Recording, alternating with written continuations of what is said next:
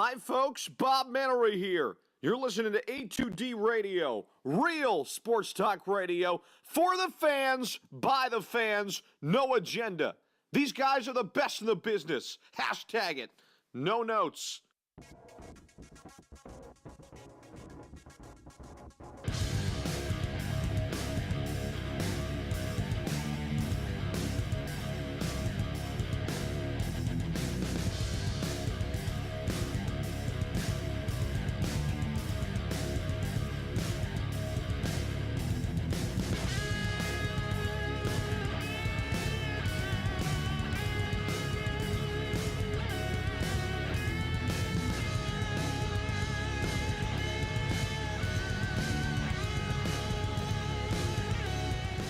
Live, BMW Atlantic City Studios, Sports Hounds, presented by Gibson Mayer LLC, certified accountants, GibsonMayerLLC.com, Rob Brinkman, Brad Ryer, Frank the Tank on the ones and twos, Sports Hounds, talking NBA to start off. A lot to talk about with the NBA, the Sixers, winners of 7 of 8, they get smacked last night by the Wizards. Still a great run. Getting put together by this team. But let's get to this Ganzano Sports poll question of the night. What are your expectations for the Sixers? How far can this team go? I think it's pretty safe to say, Brad, they're a playoff team. Oh, absolutely. Okay, absolutely. They'll be in the playoffs. I think they can definitely win a round. They're currently the 7th seed. But what do you expect? Are they going to just make the playoffs, win a round? I don't know. Conference finals or championship? Those are your choices.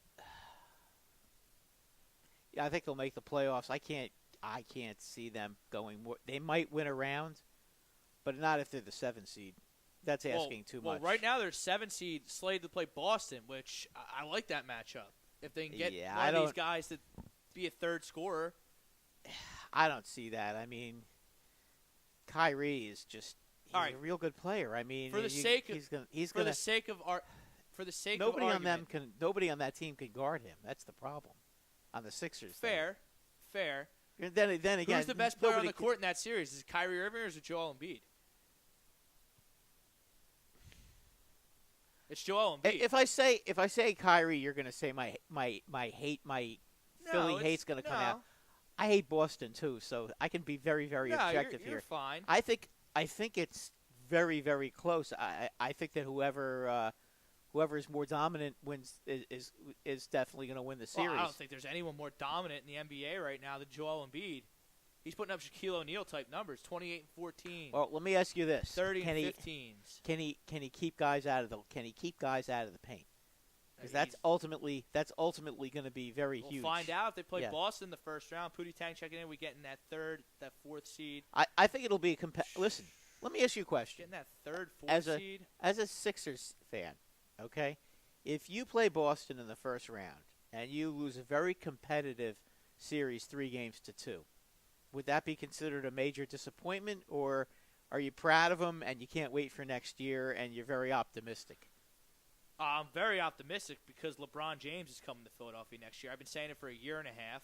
Okay, well then let me ask you. He has his people scouting private schools throughout the Philadelphia area. This is not the year you're expected to win. This is kind of like how it was with the Yankees last year. This is a free year for them. This is free money for them. If they somehow could win a round. I hate that, Brad. Free money. It's like if you're there. House you money. Might as well win. I understand that, but you can't have too high expectations for a team that's basically their players, the key players haven't been in the playoffs yet. It's very hard in the NBA to win in the playoffs your first time there, to start moving up rounds and getting through tough teams. It's hard to do that. I mean, maybe they can, but it's basketball is a little different because you know what they ratchet up the defensive intensity, and it's a little harder. It really is. I mean, I would think for the Sixers to win a first round playoff matchup, they got to get to the 4 seed or the 5 seed. If they can get to the 5 seed, I know they got clobbered by the Wizards last night. The Wizards didn't have John Wall either, and John Wall is going to be back. I don't think they can beat the Wizards in a 7-game series. I don't think they beat Cleveland in a 7-game series. Is it a 7 or a 5-game series in the first round? They're all 7s. Oh, they're 7s. They're 7s now. Okay, I think, right? Is that right, Frank? Did they change it? Because it used First to be. round, I think they're all 7s. They changed it They're to all 7 now? 7s. Okay. If you lose a 7-game series to the Celtics, are you really, really angry? I mean, are you just saying, okay, you know what? No, but if you're in Game 7 with Boston, you might as well win. Well, you got to try. Yeah, I agree. I agree with that. But I mean, if they give you a real competitive effort and Boston's just a little bit better, because you couldn't stop Kyrie, you say, all right, you know what? We're there. And then LeBron's coming. LeBron could very easily come here. Oh, he's definitely coming. I wouldn't say definitely. You can Oh, never he's say. coming. You can never say definitely. Yeah, he's 'cause you don't coming. know. But there's a good chance he might come. If he came here, they would be impossible to deal with. The NBA East Finals, they'd be in the finals next year for sure. Yeah, they without would a be. doubt. They would be. Now whether they could You Now- now- would have Simmons, LeBron, Simmons, Embiid LeBron, and Embiid. I mean, as that's a big 3. Then you're signing LeBron, so you're not trading for him. No, that would be if that You would have be Saric, if that would be an impossible. Markel Fultz, if he ever gets his head together. You know what though? With LeBron there, maybe he will. Covington, Redick, maybe bring Bellinelli back. They're about to get Irasan Ilyasova back. They're about to sign him from the Hawks, who just bought him out today.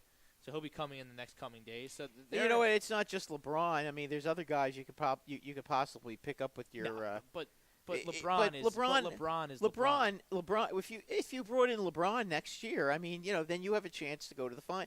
Then if you don't get to the finals next year, if you bring in LeBron, then it's a disappointing season. This season, I think if you go make the playoffs, 75-7, they would go with LeBron next year. Oh, I don't know about that, but Yes, they'd would. be pretty darn good though. 75-7 might be asking a bit much. I mean, That LeBron- might be on the low end. LeBron's not going to play. LeBron is not going to play every It game. doesn't matter. The cachet he would bring, the showtime factor he would bring. They'd to be a this- high 60s. They'd be a high 60s win team. That building would be rocking every night. Oh, they would make the Warriors look like a JV team the year they went. What was it, 73 and 73-9. is that what they 73? Yeah, but and it 9? doesn't count, Rob. They lost in the playoffs. Yeah, they lost to LeBron. It doesn't count He'll unless be on our team. listen. It doesn't count unless you win a championship. I'm sorry. I don't care how many wins you get in the regular season. If you don't win the championship, I don't care about your regular season record. I mean, it's simple as that. When the Seattle Mariners in 2001 won 106, or was it 2001 or 2000 when they won 116 games, and the Yankees? It was 2001. Yeah. When the Yankees knocked them out of the playoffs, and the Yankees ended up in the World Series. Okay, think anybody in Seattle gave a, what about them winning 116 games? Do you think they were in the offseason they were cursing about losing to the Yankees? Because I think they were cursing about losing to the Yankees. I don't think those 116 wins meant anything. They don't. And you're right about that. But, I mean, they would be so overwhelmingly more talented than everyone else in the league if they put LeBron James in except the middle maybe No. Houston and the Warriors. But you No, know what? With LeBron on the Sixers, Well, are you kidding me? You don't think that's the most talented team in the league by a long shot? Well, Warriors have a lot of talent too, and Houston has a lot of talent too. I mean, listen, in the East, definitely. In the West, I mean, I would like to see them play. Can I see them play against first? Can I see LeBron come, and then can I see them play each other and see how they match up first? Because that would be a lot more fun to see that. And then I could get a better idea. I mean, I don't want to just sit and assume because it's tough to do that. I would think that if LeBron comes here, I would really like to see them get a better coach. Well, you're preaching to the choir on that one, but we're going to leave Brett Brown alone tonight. They've won 7 of 8. They're cruising right now. They're in the 7th spot. Unless someone gets injured, God forbid, I don't see this team not making they'll make the playoffs. They'll make the playoffs. This is a solid team. And they're young, and what's impressive, I mean, do people forget Ben Simmons? Really, this is his rookie season. Yeah, he's averaging. He's a rookie this year. I know he was drafted last year, but he's gonna break. This is his rookie season. He's gonna break the record for most triple doubles by a rookie. He's going to get better. Okay, he's the second coming of Jason Kidd. Wait till he gets a mid-range jumper. He's the second coming of Jason Kidd. And basically. Fultz, he's a first overall pick in the whole draft too. Yeah, but he can play. if he can figure it out in his brain. Something is up there. I don't. Oh, he's a Looney Tune. It sounds like. Yeah, there's something going on. I mean, if he was playing up to his college potential, they could win a first round matchup against anybody. But without him, I just don't see them being able to get past Toronto, Cleveland, or Boston. I think that's asking a lot. I think they can win a couple of games, playoff games. Yeah, it doesn't matter who they play. I think they can win a couple of playoff games. Sure. I think they'll give anybody they play. They'll give them a good battle. If they can get to the 4 or 5 seed, then I give them a 50-50 shot at beating whoever they play in the playoffs. Whether it's Milwaukee, the 4 or 5 whether it's seeds Milwaukee right now or Washington. Indiana's actually a 5 seed right now. Okay, or Indiana. I think they wipe the floor with Indiana. Yeah, I think they could beat Indiana. I think they could. I think they'd beat Milwaukee too. That would be interesting because Embiid will basically be kind of neutralized by the Greek Freak, but that would be an interesting. And then it'd be the rest of the teams against each other. Both players would probably be pretty even as far as scoring and rebounding and that sort of thing. So then it would be the rest of the casts against each other, which would be very interesting. The Wizards looked good last night. Now, Wizards are a good team. Yeah, but the Wizards are very inconsistent also. But the Wizards play defense. Yeah, but they're a weird team. Why are they a weird team? Because you don't get the same effort every night out of them. They're just a strange team. Now, when we get to the playoffs, they're a middle-of-the-road team in the East. Like, you're not going to – that's what they are, especially without their best player. Talent-wise, I think talent-wise they should be better than their record, to be honest with you. But John Wall's been out the past month. He's been out how long? Yeah, he had knee surgery. Oh. They have Bradley Beal still. Bradley Beal is a real good player. He can really shoot. And Otto Porter's a stud. And Kelly Oubre is finally coming into his own. And they have Gortat underneath. They got the one Morris twin. They're a good team. When they get Wall back, they'll be. I don't think the Sixers can beat too. them in a 7-game series. Of all the teams that they could play, I think they match up the best with Boston. Yeah, but then you're asking to go up against Irving, and I just don't. I mean, that's asking a lot. That's asking a lot. I mean, he's a great player, though. I mean, you're going to be the 6, 7, or 8 seed. You're going to be playing a premier team. It's the playoffs. Yeah, no, I get that. And again, I wouldn't be. I'm not trying to play the Cavs and play LeBron. No, if I'm a Sixers fan and I have to play one of the top 3 teams, if I lose in 7 games or if I lose in 6 games, you know what? I'm disappointed, but I'm really optimistic about the fact that I went in there and competed. I mean, I don't want to see them lose 4 straight. That would be a kick in the butt, and then you'd be. Well, that might happen against Toronto. They're really good, and that might happen against Cleveland because LeBron flips a switch in the playoffs. Yeah, but there's no reason why they can't win a couple of games at home.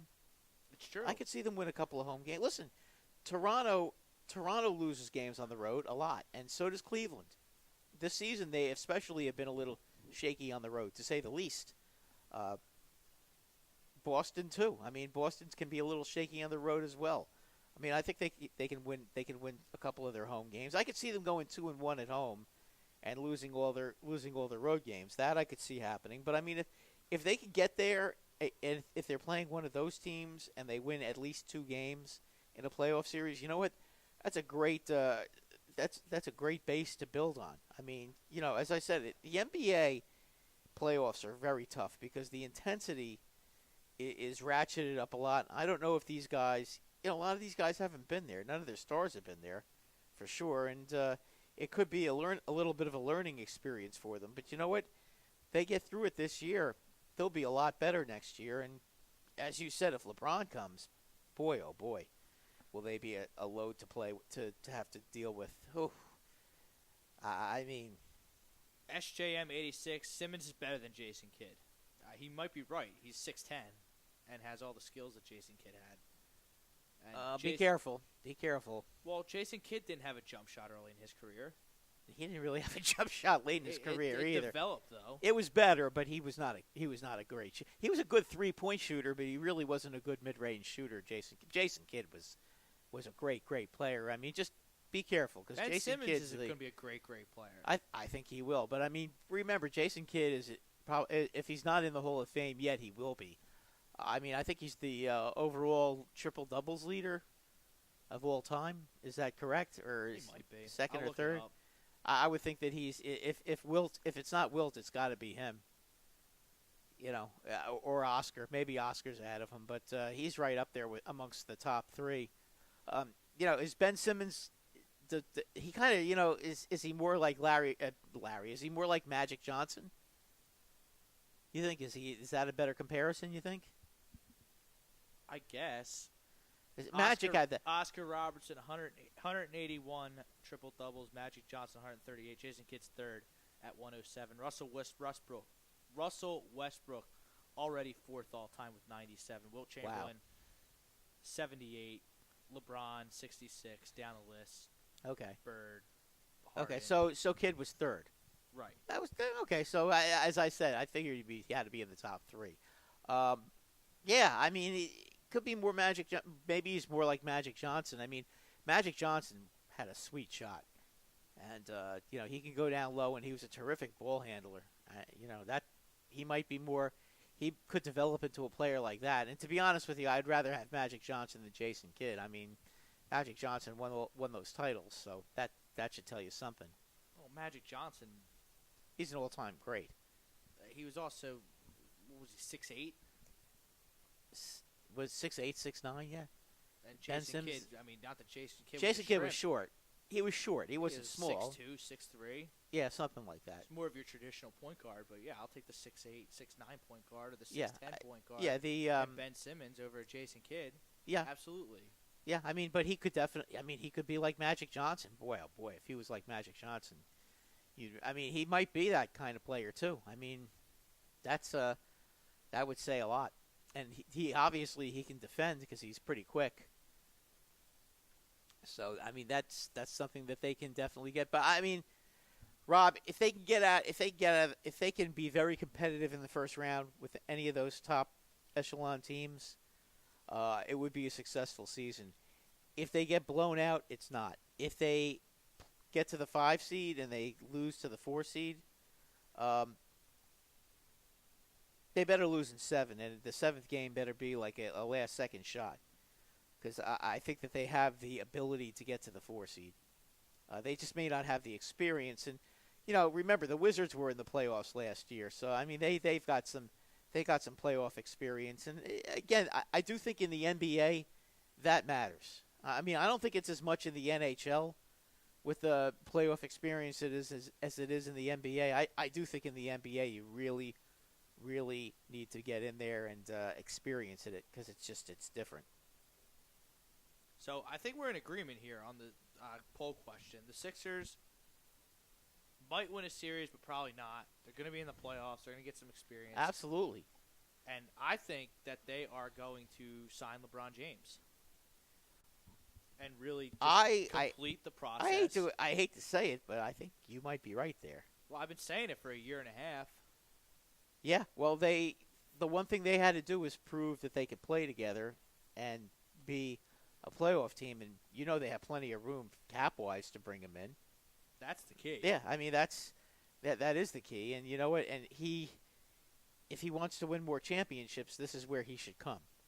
I mean, if he's going to L.A., that means he's more interested in making movies than winning championships. Shame on him, because he'll tarnish his legend. If he wants to win championships, this is where he needs to be, right here in this city. This team is ready to win championships with a big time star like that. They've already got two top flight players.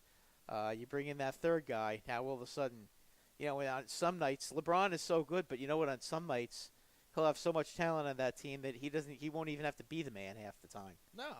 I mean, think of that. That's just for him to not have to be the man and to have the pressure off him somewhat. That's scary. It's true. I do want to segue a little bit here to college basketball and this ridiculous FBI probe. Are you telling me the FBI has nothing better to do than to investigate the NCAA for, what was it, a year and a half or whatever? And they got Sean Miller on wiretaps. They got DeAndre Ayton, probably going to be the first pick in the draft. $100,000. Should college athletes just pay the kids? Oh, I agree. What would your plan be, Brad? Okay, I'll tell you what I would do.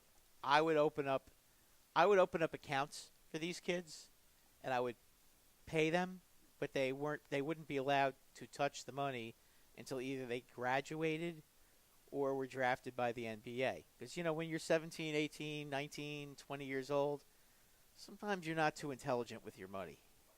Sometimes when you're 28, 29, 30, or 55 like you're not that intelligent with money. Frank, you want to jump in?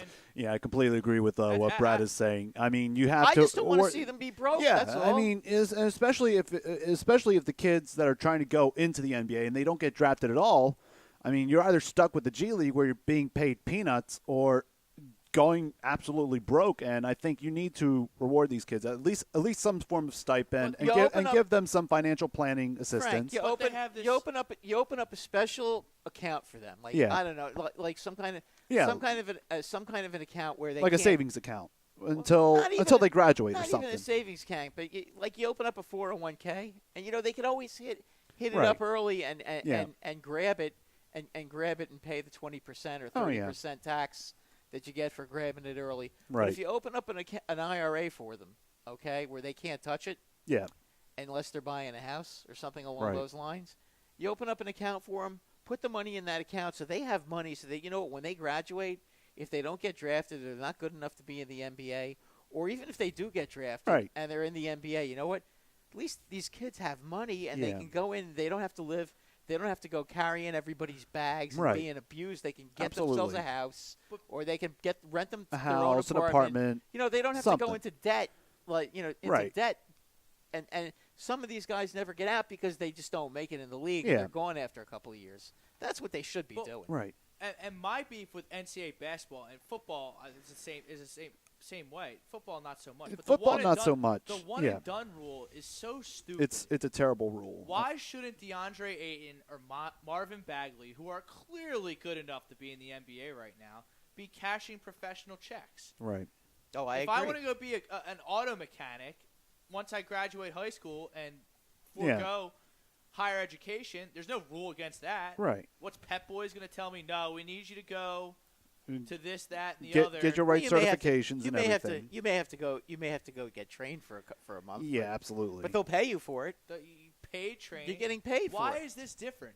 Plus, these football and basketball programs foot the bill for an entire athletic departments. Well, they think that because they're getting a free education and free meals and free room and board that's enough. Come on. The only reason DeAndre Ayton and Marvin Bagley and all these lottery picks are there is because they have to be, because of the one and done rule. But stupid. The bottom line is these kids are making these colleges so much money. Mm-hmm. I mean, they're making, and they're not. We're not talking millions. We're talking $50, $100, $200 million. Some of these programs, right? The SEC, all these conferences have their own networks. Yeah. I mean, it's ridiculous. They have their own TV these stations. Kids, and I don't think that it's asking too much for some of these top dogs. Right. Give these kids like $50,000.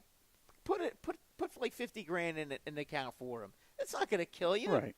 For God's sakes, I mean, Michigan State's Miles Bridges. He named in the report. He got money from whatever. I just got a text from ESPN. He paid $40 or donated $40 to a charity to make himself eligible for the rest of the season. Are really grinding up on $40 like this? I mean, what are we doing?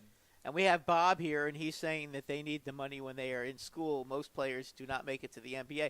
Bob, that's my point. That's what I'm saying. If you open up accounts, because kids are not too smart. I mean, listen, adults aren't too smart with their money, but a 20-year-old kid, a 21-year-old kid that's still in college. They're going to be spending all their money. Yeah, they're all going to spend their. They're going to spend it all on get girls. Food, clothes, clothes, and women, and some jewelry. Whatever they want to use. You make the money. You put the money in a 401k. Right. Okay. Or something to know where they have the money in the future. An IRA or a 401k where they can't take out the money unless they are buying a house or they're in foreclosure on their house or there is a medical emergency. The government will not let you take that money out. If you do something like that for these kids, when they're ready to buy a house, they'll have the money there to buy a house. And even or buy a condo, they'll be able to buy a dwelling and they won't be poor when they get out of school. Because as Bob said, and he's darn right, most of these kids don't make it to the NBA. And there are thousands of D1 players that will never see pro money. You're right, Bob. I mean, Bob is saying that too. I mean, he's absolutely right, Frank. That's the whole point. But, there's a reason. These athletic departments are not going broke. They're playing Nick Saban $10 million a year at Alabama. Coach K makes $7.5 million a year at Duke. They're not going broke. Right. How can he be making $7.5 mil and Marvin Bagley's making nothing? Coach K's not scoring any points. Right. He's scoring Duke wins, but listen, you can take a team. You can take a team like Rutgers. Okay. Yesterday they were playing Illinois in Piscataway yesterday. Yeah. Okay. And the game was on national TV. And let me tell you something. That place was filled. It was loud. They were all Rutgers fans. They were going nuts the whole game. Now, they couldn't. Illinois is a better team than them. But you know what? They show up every freaking game. They're always there. They don't have great players. But you know what? They're in the Big Ten. Yeah. These kids the Big Ten can afford to pay even Rutgers and teams like that. They can afford to pay these kids. Give them some. Come on. You know what? These guys are so freaking greedy. It's disgusting. And this is what causes them to do stupid, foolish things. This is why guys like in the Rutgers football program, where some of those guys are breaking into houses and then they get themselves caught and arrested and get themselves into all kind of trouble. They don't have a pot to piss in. That's why they're going out and doing stupid things like this. Give them the damn money. Take the pressure off these poor kids so that they can at least go out and have a meal. If they want to go out and get a pizza. Or somebody or somebody's offering them a piece God of forbid pizza. God forbid if somebody goes and buys them a slice. If a professor buys them a slice of pizza, God forbid they have to worry about being investigated by the NCAA. Right. I mean, what a joke that organization is. The whole thing is just they're so greedy and slimy. It makes my skin crawl how they treat those kids. Yeah. I hate that. But you know what? It is what it is. I don't have the power to change it, and unless Congress does something, and I'm sure Congress has a lot better things to do than worry about something college like that. sports. They certainly should. But something should be done. You should definitely reform the NCAA. I mean, you got to keep college sports, but you have to figure out, all right, how are these players going to play? Should we give them money? They need to be paid. The top players should be making some money. The top even school, if it's 50, right? Even if it's 50K. There should be certain programs that should be exempt from, like, especially I know there's the issue with Title IX and everything, but you take a look at some of the programs. You look at your big money maker programs like basketball and football. Title IX, and all due respect to women's athletics, Title IX is a bunch of bullshit because there's two sports that support whole athletic departments, and that's men's football, NCAA football. And basketball. I think if they didn't have men's basketball those two, and college football should be exempt from Title IX because they run like separate businesses. Because without those two, you don't have field hockey. You don't have field women's hockey. lacrosse. Right. You don't have gymnastics. You don't have swimming. You should exempt football and basketball. Even baseball to some point because college baseball just isn't. Temple doesn't have a baseball team. They can't afford it. It all depends on a lot of colleges. The baseball teams. I mean, nobody's in the stands when they're playing those games. In some places, right? But, some places, but not you really. You look at your major money makers in college baseball. You have the teams out on the West Coast. You have your Vanderbilts. You have your Texases. You have your Floridas. It all depends on who. They're also playing 12 months a year. They're all playing 12 months a year, and they're consistently ranked. I mean, if you want to look at it, I think you take a look at your top earning sports, and they should be exempt. Everything else, they should be under Title IX. Frank, it's different with baseball. It because is. Yeah. Baseball has their rookie league, A-League, yeah, that high is true. A-League. Yeah, then high people jump from high. Yeah. Then they have. You got me on that one. Yeah. Then they have Double A. A lot of Triple A. There's six different divisions of minor league baseball. Yeah. that you have to go to. I mean, rookie ball. Rookie ball, yeah. You have rookie ball. Then And you you have ha- and low you ha- A, then medium A, then you have high A. Yeah. So right there, you have 4 different. You're You right. have 6. You have I 6 completely of them. forgot about. So these minor kids league. But these if you're kids aren't really getting good, you're paid. skipping Right. a couple of those steps. Yeah. Right. And if you're really good, you're getting with Yeah. baseball. If you're really good, you're getting a bonus right out of college, Yep. and you're going to be playing minor league baseball. Okay, these kids in basketball Why and can't football, there's no minor league football. Yeah, there's no minor league football. There's And no minor league basketball. Come on, You, these you guys have aren't making all any you have. money. The closest thing to minor league basketball is the G League, or if you like to play a year or two in overseas. But other than that, Well, if there's they play no true. overseas, if there's overseas, they can make some money. They but- can make a good. But They can make a good but penny while, there. Yeah, but while they're in college, I mean, the football and basketball players, when these guys are making millions of dollars off of them, I mean, it's like they're Right. being. But you I mean, look I at- hate to use the word whore, but they're being like that's like they're Yeah, they're pimped out. yeah, Yeah. they are Pimped being out. they're being Now, whores for that. A lot of these allegations are from the sneaker companies, Right. the sportswear companies. LeBron James, James Harden, they all have their own shoe deals. They do. They all have their own clothes. Why Every can't star these kids does. negotiate their own sponsorship deals? Yeah, I mean, if they're that good businessmen, why can't they? Why can't they? Why once they turn 18, why can't they negotiate with Nike? Say, hey, I'll wear your shoes. You give me this much money. If I go pro and make it big, then we'll ramp it up. What's wrong with that? Because the NCAA wants every dime for themselves because they're penny pinching sons of guns. But they're That's- not getting every penny. When Markel Well, they Fultz are. takes $10,000 from a sports agent, Markel Fultz isn't sharing that with the NCAA, I know that, but the NCAA thinks that they should be. and that's why That's- They are. But these sanctions are coming it's from the all- U.S. government, which well, has no place in they this. need to worry about You have important bad things. You have bad things going around all over the world, all over the country, and they're worried about this. Yeah, exactly. There's some poor kid who can't even go out to lunch with his professor because if this professor buys him a slice of pizza, he's going to get in trouble with the NCAA because God forbid somebody bought him a slice of pizza or something like that. It's just absolutely ridiculous, and they won't ever do anything about it because they just won't. They're gutless about it. So Bob, they should let the boosters that contribute set the athletes up directly, keep the schools out of it. Totally agree there. I mean, now the schools control all the money. yeah. If the local restaurant owner wants the starting local QB on his greeting staff, so be it. Let them pay him to show up. yeah, That's what happens with professional athletes. I mean, Johnny Manziel was doing sports If you memorabilia play- shows in college. But Right. if you play at Duke, you might even be more famous than some NBA players. If you're the star guy at Duke, whether you make it in the NBA or not. Look at Bobby Hurley and Christian Laettner. They didn't do anything substantial in professional. Laettner was pretty good. He He was had okay. he had an okay He career. was a Yeah, he rock was star. Didn't at live up Duke. to the He hype, was a but he was, rock in college. He was a rock beast in star. college. Bobby Hurley was a rock star in college. Yeah, well, Bobby Hurley got hurt. from What that about auto those kids accident, from the but- Fab Five that didn't make it in the NBA? Yeah, no, I mean, listen, that happens a lot more than you think because There's only three. Chris Webber obviously made it huge. Jalen Rose made it huge. Now he's a successful Rose was a broadcaster. great- Juwan Howard, I Jalen believe, Rose is is a a great coach player. somewhere. But Jimmy King and Bob will help me out with the yeah. Bob will help me. I out hear with you. the- Three of the five. Three of the five, maybe. Three of the but five. made it big. What are but- they doing?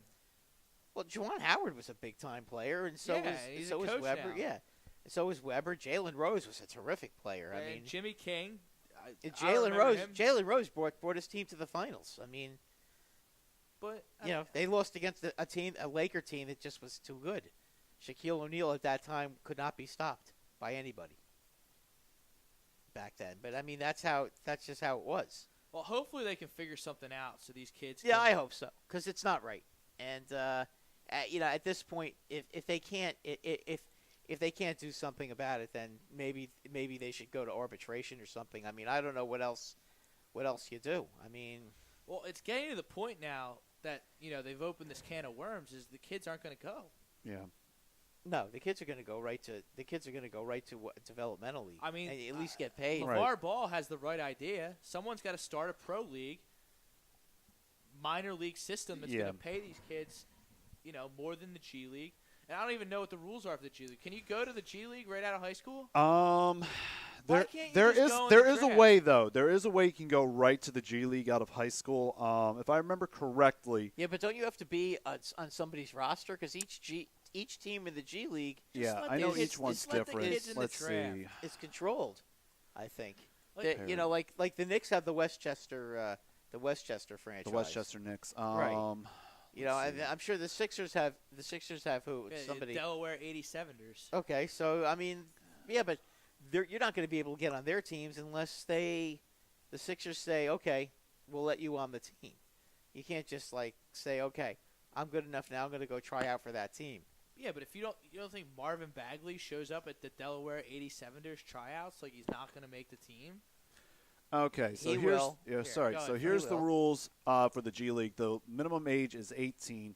A player is eligible to be signed to a G League contract if he is or will be at least 18 years old during the calendar year in which the D League draft is held and his high school class is graduated. Also, the player may not have attended college in the United States in the academic year that takes place during the season covered by his D League contract. So, yeah. So they could actually go straight to that. But they could, play if they want to. Or go to the G League. Yeah. Yeah, but they're not going to get as much exposure as they do going to the NCAAs because those games. Yeah, but those games aren't on TV in the G League. If no one's going to Duke or Virginia Tech or North Carolina, ESPN's not going to put Virginia Tech, North Carolina, and Duke on ESPN every Tuesday and Thursday. They're going to put the G League on. Yeah, that would have to be everybody doing that, though. That's the only way to stop these monsters. I guess. I mean, you are right about that. But then you'd have to get every star do that. And the problem is this, Rob. We made the point. Not every one of them makes the NBA, as Bob so eloquently put it. And he's right about that. A lot of these local athletes get jobs with local sales organizations. You're right, Bob. A lot of them do, and they live off their name, and that's a good thing. But while they're in school, they should get paid, and it's really it's not right. And they kind of got right now, the NCAA kind of is in a situation where they can dictate because they get all the exposure. They're the ones that are on TV all the time. Everybody's going to be watching you. But I think there's one thing that has to be said about this whole thing, and that is if you have the talent and you're a real good player, the scouts will find you. Right. There's no reason that there should be a one-and-done rule. No. It's stupid. No, that's just, again... We have Zion Williamson play at Duke next year for a year. I mean, you have 3 of the top 100 all playing at Duke. They're all going to get drafted in 2019. The top 3 best players in this upcoming recruiting class are going to Duke. Yeah. And they would all be lottery picks if they went into the draft out of high school. Why is that bad? I don't understand why that's bad. I mean, I can understand going right to the high school to NBA. I know people have a lot of issues with that. I think you should go to college because if you are not good enough, when you go to, first of all, the level of play from high school to college, there's a big difference. If you can totally master college basketball in 1 year, that's fine. Go to the NBA, right. But you know what? If you can't master, if you do, but you're not that dominant, and you're not going to get, and that's fine. I agree with go to the 4 years. Go to the 4 years go all of college. 4 years. Get your if you're ready to go get your degree, and you know what? If you can't make it in the NBA, at least you have at least you have a degree, and you have your name, and you can go out there. Or you could at least go 2 years, and that's an associate's right there for 60 credit hours. Yeah. They're not getting 60 credit hours. They're taking the minimum classes required. Technically, they don't even have to go to class second semester of their freshman year. If they pass all technically they don't. I learned that from the Ben Simmons documentary on Showtime. Well, they're taking Ben Simmons didn't go to one class. What do they get 10 credits or something? 12 credits? They have to be full-time students, right? Yeah. Right. So you have to take 12 but by the credits. time they figure out that they're ineligible after the spring semester, they're gone. They're in the NBA. Right. But then the school So he's enrolled at class. Benson, he didn't go to one class his second semester at LSU. If you remember, he sat that's out. not good. That's not good either. He was suspended for multiple first halves because of that. Because the coach said you got to go to class. Ben Simmons didn't care. Ben Simmons wasn't there to go to class.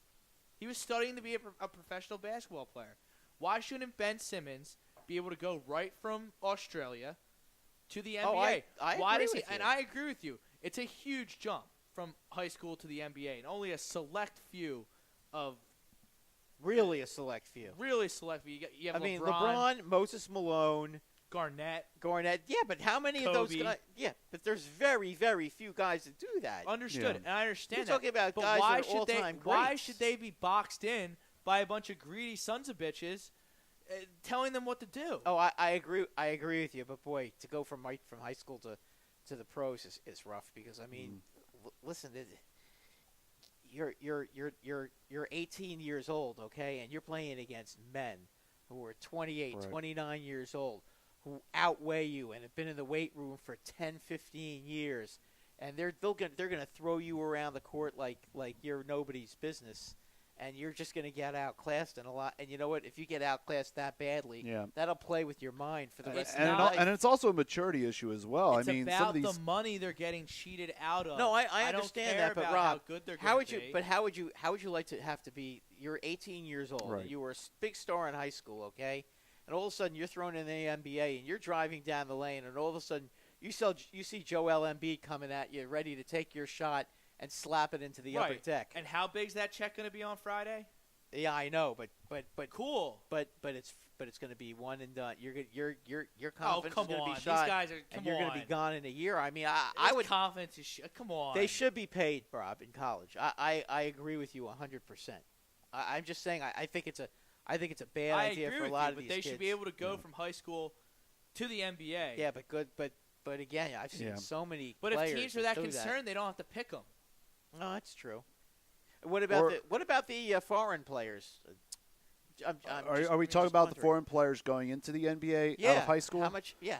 How many? I mean, how many of them are just coming out of high school, or have they gone to college, or are they playing in a semi-pro league? I mean, I don't true. know. I'm just varies. Well, I know with like with Porzingis. What was he doing? Porzingis was He was in Latvia, but he was playing for Barcelona in the ACB league for at least 3 or 4 years. Okay, so he was getting paid the whole time. He was getting paid the whole time.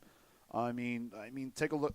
What was Tilakina's stats when he was playing over in France? He was playing on their international team. Okay, was he? he was I would best- guess he would be paid in EuroLeague but he money. was in the best. I forget the name of the league. He was there in their the elite, French league. elite Yeah. league. He was the best point guard in the league on the best team. Yeah. Yeah, I know that Tilakina. I know he played for Strasbourg and everything. But you take a look at him, okay, and he's been kind of overwhelmed his first year, and he was pretty good. Yeah. He never went to play college basketball. I mean, And then Bob brings up another good point. What if they get hurt? So they have to go to college, then they get hurt. They have a Paul George freak injury in practice or something, and they're going to make nothing. Because they don't get paid by the NCAA. But and at least they have a chance. But at least they have a chance to go to college and get a degree. But if they're going to make a dumb choice and go to the NBA when they're not ready, teams are going to see that and not pick them, or pick them in the second round where they're not going to make much at all. But it'll be something. Yeah, I guess you're right about that. All right, so we have Philly feet. Zion Williams would have jumped right to the NBA and possibly failed. So I'm happy they changed the rule to the one and done guys really don't succeed either. He's not wrong about that. Yeah. I mean, Zion Williamson is a grown man.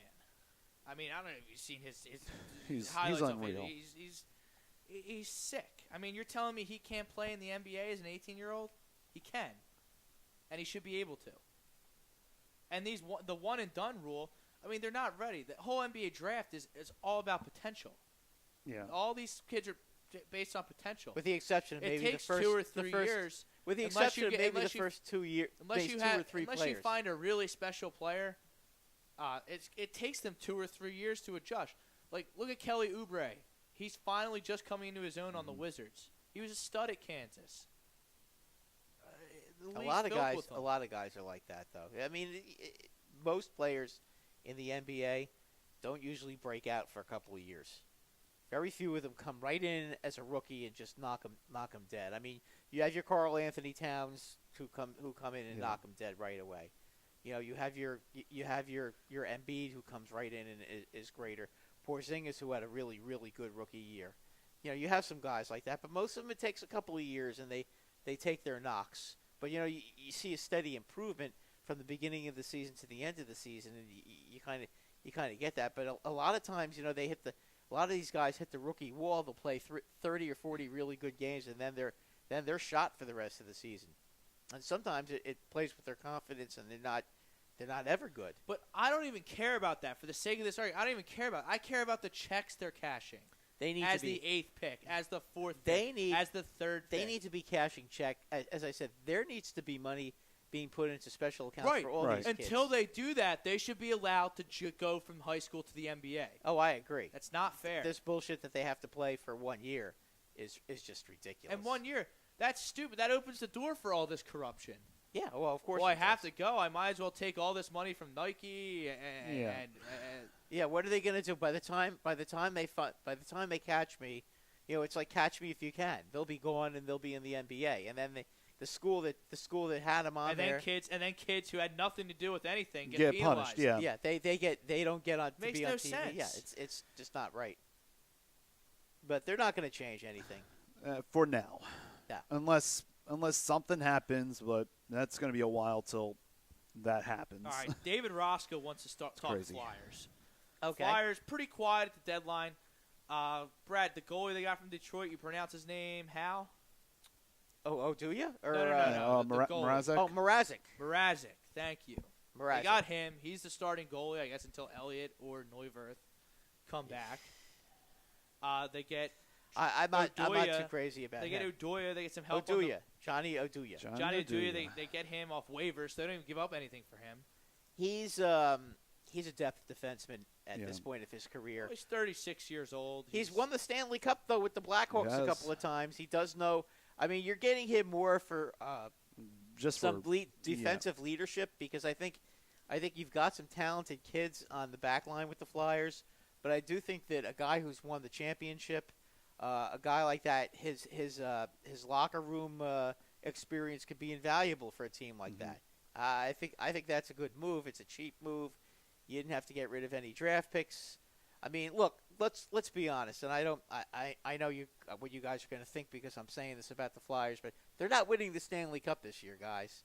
No chance. Okay, hell will freeze over this year before they win the Stanley Cup this year. The Flyers are in action right now. Midway through the second period, they are in a deadlock 0-0 with the Montreal Canadiens. Okay, as I said, hell will freeze over this season before they win the Stanley Cup. They are not better. They are not better than the Penguins.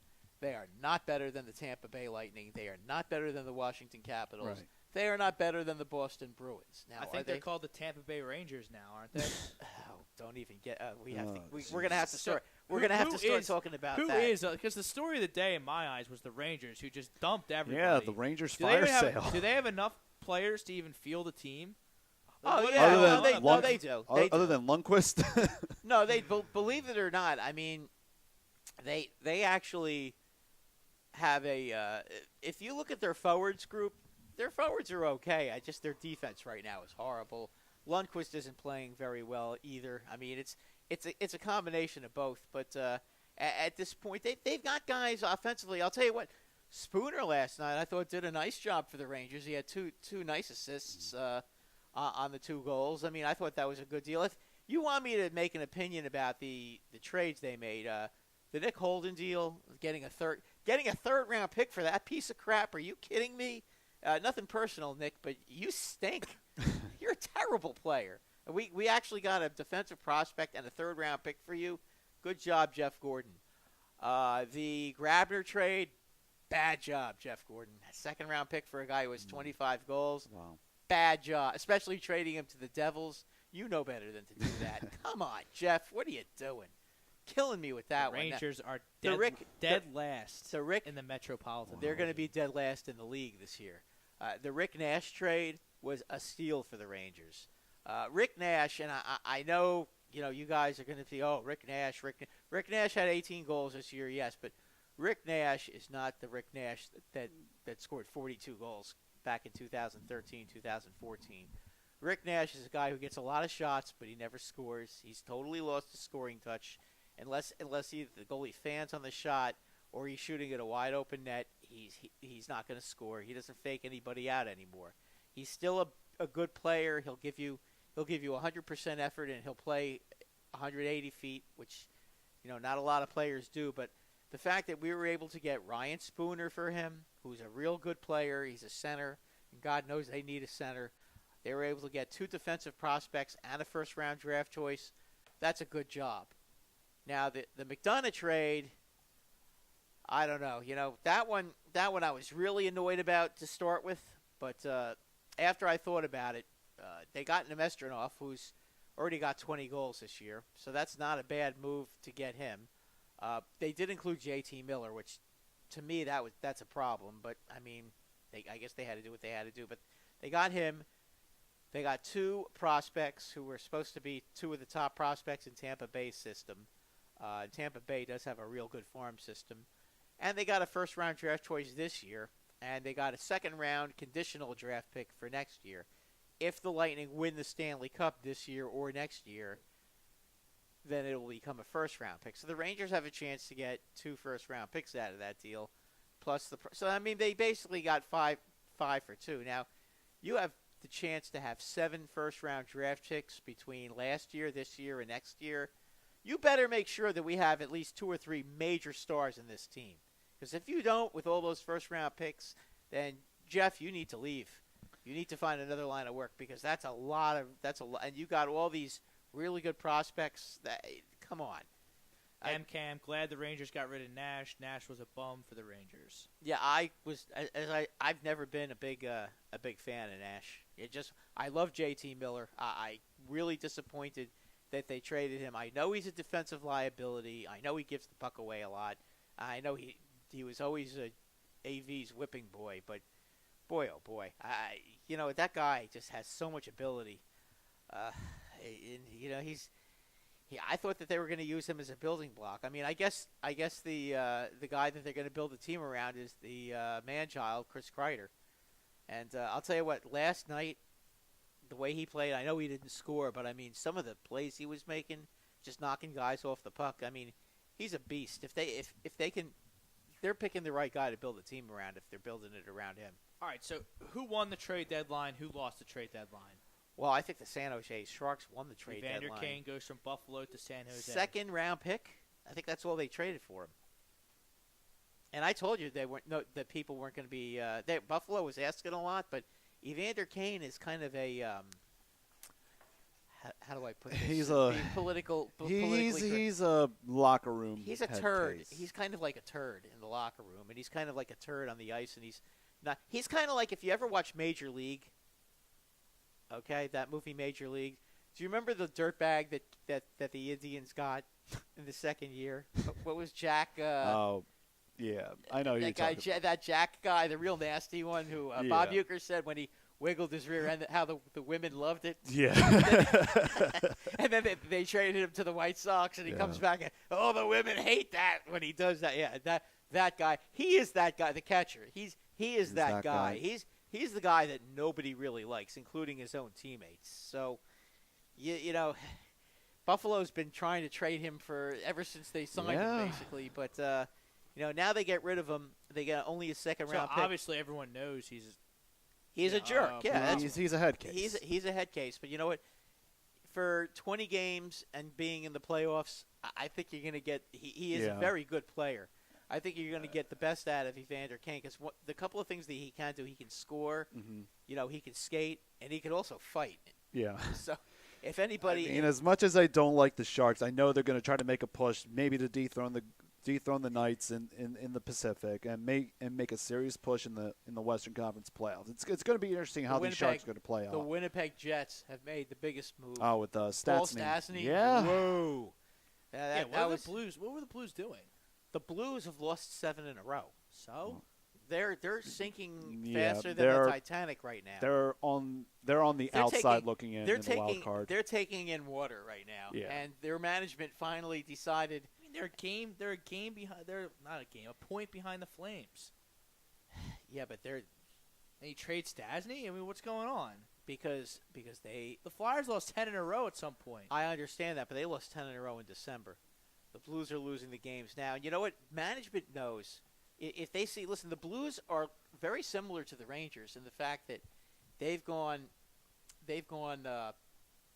how many years now where they've been real good, like 6 or 7 years now, where they've had a real good team, and they have not been able to win the Stanley Cup. I mean, I don't think the Blues ever even got to the finals. As a matter of fact, I don't even think they even got to the semifinals. I think last year was the first year that they got out of the first round. And you know what? Management is seeing the team go down the drain, and they quite frankly, I think they just said to themselves, you know what? It's not worth getting knocked out in the first round of the playoffs to try to save this team. So let's start rebuilding. Now, I think the Blues may have waited too long. I think their ship has sailed. Yeah. I think the Rangers waited 1 year too long to start dumping players. But you know what? They had all these guys in their walk year of their contracts, so I guess this was the year to do it. Well, they made it to the finals once in 15 and 16. That's when The they Blues? The Blues, yep, in 2000. Conference finals. Yeah, conference finals. Okay. They lost to the Sharks. Yeah, that was the 1 year. That's because the Kings weren't there. Yeah. Yeah, and then you have the Kings rounds. The Kings just knocked them out every time. But Yeah. if you take a look at it, though, the Kings haven't made the playoffs 2 of the last 3 years. Right. Okay? The Chicago Blackhawks this year have really taken a step back. I mean, it's hard when you're competing year after year after year. It's hard. It gets to a point where if you start getting some injuries and you've been making trades year after year and trading your first-round draft picks and your second-round draft picks, eventually when your team starts to get old, there's nobody in the farm system to come up and replace them. Right. So when they start getting hurt, you're dead. And that's what happened to the Blackhawks. That's what happened to the Kings. The Kings the last few years. That's right. And that's what happened to the Rangers. And you know what? It's going to happen to the Pittsburgh Penguins. It's going to happen. Because believe it or not, Crosby and Malkin are going to get old. It may take another 3 or 4 years. But you know what? They've traded all their draft picks the last few years. And you can say that with Washington too, as well. Washington's on the. I mean, I thought they would go with the fire sale. Washington's starting to deteriorate a little bit too. I mean, Backstrom isn't having the kind of year he's had in the past. You know, and Ovechkin is not going to go forever. And you know, Washington at this point, if they can't get out of the second round. Yeah, it's time. It's time for the fire sale. I mean, I thought that they needed to blow it up after last year. That's what I thought too. You know, when they got Shattenkirk, they didn't really make any big moves, which I'm surprised. I was expecting to see them try to get Carlson, because that would be a typical Washington Capitals move to try to get Carlson, or because I mean they made the Shattenkirk trade last year, and they did, and they've been doing that pretty. They made the TJ Oshie trade. Carlson's health is. Carlson's health is a problem. His ankle is still screwed up, and that's why he's been having such a bit. But think of it this way, though: the guy's ankle. He had surgery, and he can barely skate, and he still has 5 goals and 40 assists. Now, you think about that, because next year he'll probably be completely healthy. This season. He didn't even in the summer. He never got to work out. He was late for training camp. He basically started the season as his training camp and got himself into shape during the season. So, and you think he still has 45 points, which just goes to show you what a good player he is. But I think the Senators actually were smart to not trade him now, because I don't think his top value is now. I think he'll be healthy next season. Come the trade deadline, if he doesn't want to stay there, he'll probably have 70 or 80 points again, and then they'll get the moon, and they'll get the moon and the sun for him. So that's probably a good. I wanted to see the Flyers get him, because I just thought with him and Shane Gostisbehere on the power play, wow, that would have been one heck of a power play. But Hextall knows his team. I guess he figured that they're probably not going to win the Stanley Cup this year, no matter who he gets. Why be trading assets right now? It's true. You know, can the Flyers win a playoff series? They have to win the division. Have to win the division. If they win the division and they play the Devils or the Columbus Blue Jackets, I think they have a chance to. I think it's 50-50 against them.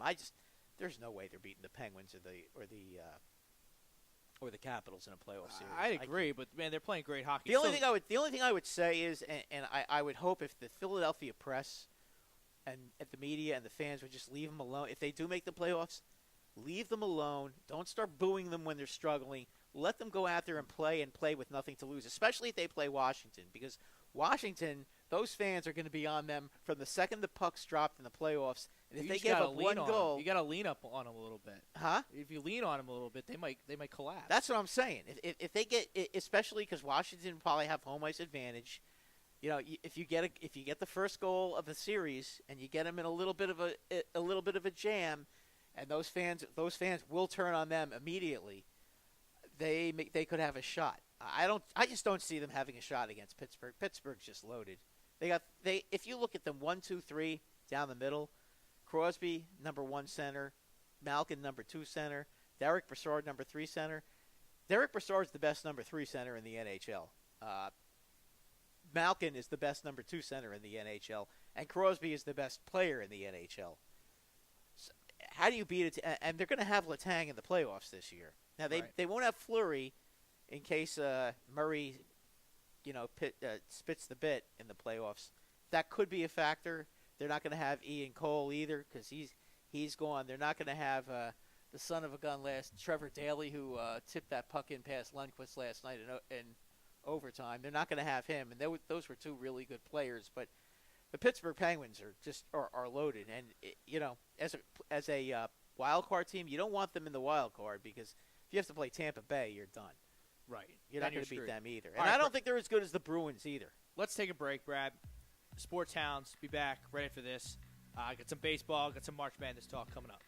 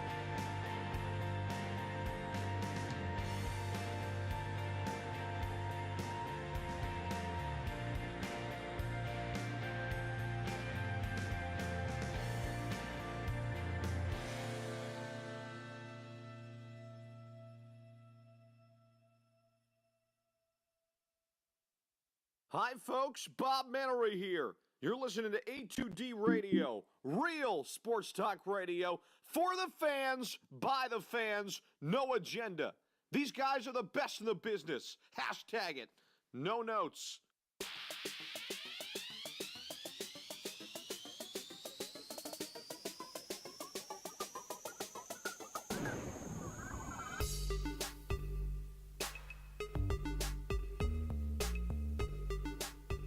BMW Atlantic City Studio, Drop Brakeman, Brad Ryer, Sports Hounds, taking you to a little past 10 o'clock tonight. Brad, spring's in the air. It's actually light out when I get on the train in the morning. It's light out when I get off the train at night. Baseball's coming. I'm pumped. But I don't understand who's going to pitch for the Phillies. I don't get it. I was really ticked off the last couple weeks talking about the Phillies. I don't even really care anymore. I'm just resigned to the fact that they're going to win 65 to 70 games. Vince Velasquez is going to get hurt, and they're going to have a quality start once every fifth day from Aaron Nola. I don't get it. I mean, Arrieta seems to not want to play ball unless he's getting a 6-year deal. He's not going to get a 6-year deal from everyone. Lance Lynn and Alex Cobb are out there. Both of them How much money do they want? That they're not getting. I mean, what are these guys? I don't get it. I heard that the Phillies. I heard, and I read this on the internet. They're not paying anybody. They're not paying anybody. The Phillies offered 3 years and $82 million to Arrieta, and he turned it down. That's fine. Move what on. does Arrieta want? Well, he's Scott Boras. Who knows what he wants? The guy's a lunatic. But I move mean, on. First off, Odorizzi goes from the Rays to the Twins last week. Well, they missed the boat on that one.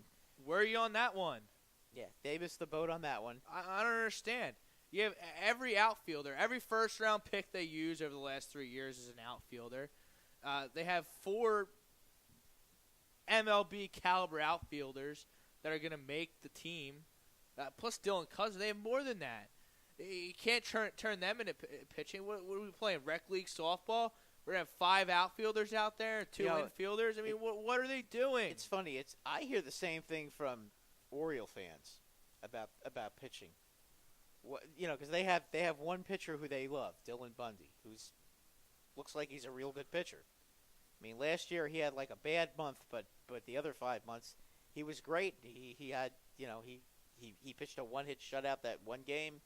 He had a 1-hit shutout with 16 strikeouts. I mean, that guy's a stud. But I mean, what is going on with some of these teams? I mean, between the Phillies, the Orioles, these are teams that have money. Why aren't they spending it? Why aren't they going out and getting some pitching? I mean, the Phillies, especially, I don't because I think their lineup can hit a little bit. The Phillies can hit and a little bit. And their bullpen, they address that. Their bullpen's not dreadful. But their bullpen's okay. The bullpen's going to be spent by May 1st because nobody can pitch. Nobody. Well, I mean, Jared Eichhoff stinks. Jared Eichhoff completely blows. He's terrible. He's terrible. What other jabronis do they have out here? Ben Lively. Ho, man. 7.2 swinging a miss strike ratio. 91-mile-an-hour fastball. Might as well be throwing batting practice out there. Jake Thompson, same thing. Nick Pivetta, I guess he can start. I saw enough good things from him last year. Why can't I at least give him a shot? What about Eichhoff? I mean, he's got a nice curveball. Eichhoff, he's got some ability. I don't get it with him. I mean, he's got a real nice 12-6 curveball. Why does he seem to be? Can't throw strikes. Velasquez is never healthy. Well, you could always make Velasquez a reliever. I'm looking at these starting pitchers on Rotochamp.com for the Phillies. I want to throw up. It's so bad. And for Matt Klentak to have a job, what's this, his 3rd year as GM? Yeah, it's almost like he's afraid to make a big move. Oh, no, we'll just get Clayton Kershaw and Bryce Harper and Manny Machado next year. No, that's not going to happen when you win 65 games. Well, Kershaw is a pipe dream because he's probably going to go back. What makes anybody think that Clayton Kershaw isn't going to go back to the Dodgers? The Dodgers have lots of money. And you know what? When it comes to lefties in L.A., you know they remember their boy Koufax, and they're not going to let this guy go either. There's no way. So, I mean, I would love the Yankees to sign Kershaw. He ain't coming, guys. He's staying there. Now, you may have a shot with the guy on Houston, Dallas Keuchel. You may have a chance with Why Mr. is he Hamels, going to want but to leave Houston to come join a team that wins 65 games this year? Houston doesn't seem to want to pay him. Houston, If he Houston pitches like doesn't he even. did last year, I mean, He wasn't that good last year, though. He was okay, but I mean, he wasn't great, no, and he was the injured a lot. year before that, he was really good. Yes, He was a little banged up last year. yeah. I mean, he's been up and down. He was not he was not great in the games against the Yankees. I mean, he had that one good game in Houston, and then he got clobbered in New York. When supposedly he owned the Yankees, but Can someone in the YouTube chat explain to me what they see in these rotation guys past Nola that I'm not seeing? So I see a bunch of dreck. I see slop. I see an unacceptable rotation from a team that's in a top 5 market. yeah, And I see not bad, paying anybody. I see bad pitching. It's horrible pitching. You know what? I don't know what Lance How Lynn can you wants. go into the season with this as your starting 5? I don't know what Lance Lynn wants, and I don't know what Alex Cobb wants. But you know what? All right, Jake Arrieta, he At least bump Jake Thompson out of the 5th. Sign one of them. Bump Jake Thompson out of the 5th spot. yeah. Jake Thompson is terrible. I mean, at least Alex Cobb already had Tommy John surgery. He's done already I'm with not that. even worried so- about Tommy John surgery anymore. It's No, like no, spraining your because- ankle. but These he'll days. They just get in there, they pop it back in or whatever they do, and everything's Yeah, fine. but I mean, he's a good pitcher. I mean, between him or Lynn, you could do worse. Go out and bring in somebody But who if can you get some slid in, outs. like if I told you it was Nola, Cobb, Eichhoff, Velasquez, Lively, I'd say that's something. It's all right. It's But better than having Jake Thompson starting every 5th day. here's the Jake problem. Thompson, terrible. Here's the problem, and I would compare them. You look at the top 2 pitchers on Washington. Okay, it's Scherzer and Strasburg. Okay, and I know that they've been frustrated by the stupidity of Arrieta too, because Washington wants to get in, has been trying to get in on him too, and he's doing the same thing with them. But between Strasburg and Scherzer, and then you look at the Mets with Syndergaard, who looked great today, he threw 100 miles an hour, and DeGrom. Okay, then you come to the Phillies and you have Nola, but Nola right now and Eichhoff or Velasquez. That's the other thing that really – see, now I said I didn't care and I was indifferent to the whole situation. Because now we're talking about it, I'm really starting to get fucking pissed off again. Because this division is there for the taking. The Braves stink. The Mets stink. Miami's a double-A team. The Nationals are going to win 115 games by default. And the Mets are going to be in wild card contention because they're going to finish second by default. Because they got Why can't with Matt two pitchers. Klentak grow a sack, grab second place by the balls, and contend for the fucking wild card? It makes me so mad. You're not wrong. I mean, they've got enough guys in the farm system now where they could make a trade. Because we have get this a Matt decent- Klentak, this analytics nerd, this analytics mentality towards sports, which I absolutely hate. I mean, you know what? They treat Philadelphia shot. like it's Oakland. I hate it. Take a shot with one of the guys on Colorado. You know, those guys who strike out a lot of guys. Take a shot at one of them. One of those smoke throwers. Sean Go out Taylor, and get another don't even pitcher. count Noel. He's so overrated. That's completely false. You have no idea what you're talking about. You've clearly never watched baseball in your life.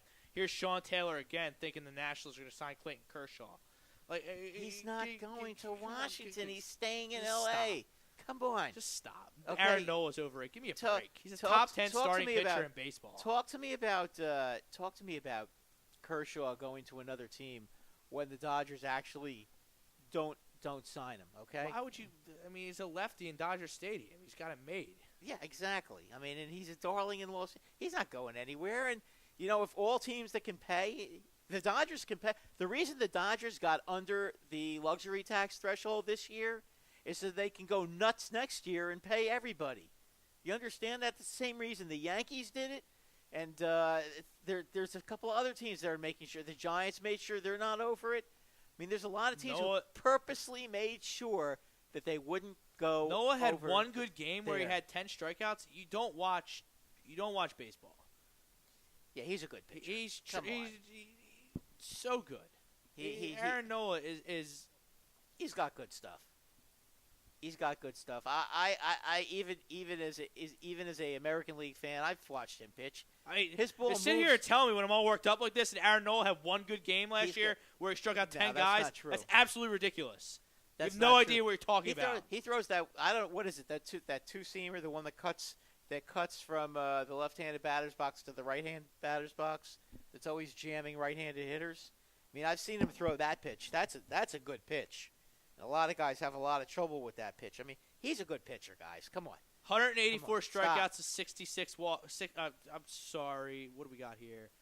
184 strikeouts to 49 walks last year. That's Andrew Miller. Under a 1.3 WHIP, under a 3.3 ERA. But yeah, he stinks. 10 strikeouts per 9 innings. That's Andrew Miller. Yeah, that's top 10 starting that's pitchers in outstanding. baseball. That's Sean Taylor. outstanding. Check Come your on. facts Come on. and get back at me. He's no not idea what you're no, talking he's about. He's not a number 3 on a playoff team. Nah. Maybe if you want to say he's a number 2 on some teams, okay, I'll give you that. But he's a legitimate ace. It's the rest of the staff that stinks. And Aaron Nola's better than Jose Quintana. Yeah, I give you that. I would agree with that. There's a lot of players, a lot of pitchers out there. That I would give you that. Aaron Nola's better than Gio Gonzalez. Yeah, okay. I'll give you that one. Yes. I'll give you that one, yeah. Any pitcher on the Dodgers past Kershaw, Aaron Nola's better than. So to say he's a number 3 on a playoff team, that's absurd. It's an absurd statement. Would he be a number 2 in Arizona? Yeah, he'd be behind Greinke, yeah. But Rob Ray's pretty good. yeah, but he's definitely in the same class as Robbie Ray. But I mean, there's no embarrassment if you're number 2 to Greinke. Not at all. So what are we talking about here? He's a top flight pitcher. He's one of the top right-handed pitchers in the National League. Come on, stop. And Gio Gonzalez, you really like Gio? I've never been that high on Gio Gonzalez. Every time I see him pitch, he's always seeming to walk a lot of guys and throwing a ton of pitches, and he always seems to be running out of gas by the 5th inning. Maybe it's me, but it just seems like. And again, I watched a lot of when I watch the Nationals. Usually they're playing the Mets or the Phillies, and he's usually running out of gas by the 5th or 6th inning. So I'm not a big fan of him. And, you know, what has he ever done in the playoffs besides nothing? I mean, so let's not go there with Gio Gonzalez. Gio Gonzalez is not. I would take Nola. Plus, Nola's younger. He's a lot younger. He's a real good pitcher. I mean, I would put Nola basically in the same area as Severino, as some of these other top young right-handed pitchers that are in baseball right now. You want to put him in there with like a guy like Severino, maybe a little less than Kluber. He's not Kluber yet. Okay, I mean, is he Kluber? No. Is he Madison Bumgarner? No. He's not quite there. Is he Justin Verlander? No. But he's certainly has a resume to indicate that he's got the ability and the ceiling to get to that point. You know, how about getting him some relief pitchers that are going to help him? How about getting some other starters? Well, they have relief pitchers that I actually like. I'm not crazy about their bullpen. I thought Tommy Hunter was a good signing. I thought Neshek was a good signing to bring him back. Hector Neris is going to close. He's done it before. Wouldn't call him great. But, I mean, it doesn't matter because, you know, Jake Thompson's going to go out there and pitch 3 1/3 innings, get completely bombed. And guys like Luis Garcia and Udubre Ramos, whoever that is, are going to come in and just get pummeled, and you're going to be out of the game by the 6th inning. Well, that's the problem. Now, I do think the Phillies lineup is pretty good. It's good. It's good. It's good. It's good. It's not bad. It's not bad. I mean, if if you look at their batting order, I think they'll be okay. I think Mike Franco hit a home run in spring training yesterday. I mean, he was off a minor league pitcher, but I mean, look, at least he hit one. I mean, in my opinion, the key to the Phillies' offense is going to be him, and he and Santana have got to have ceiling big years. is Dallas Braden and Tim Lincecum. What? Dallas Braden.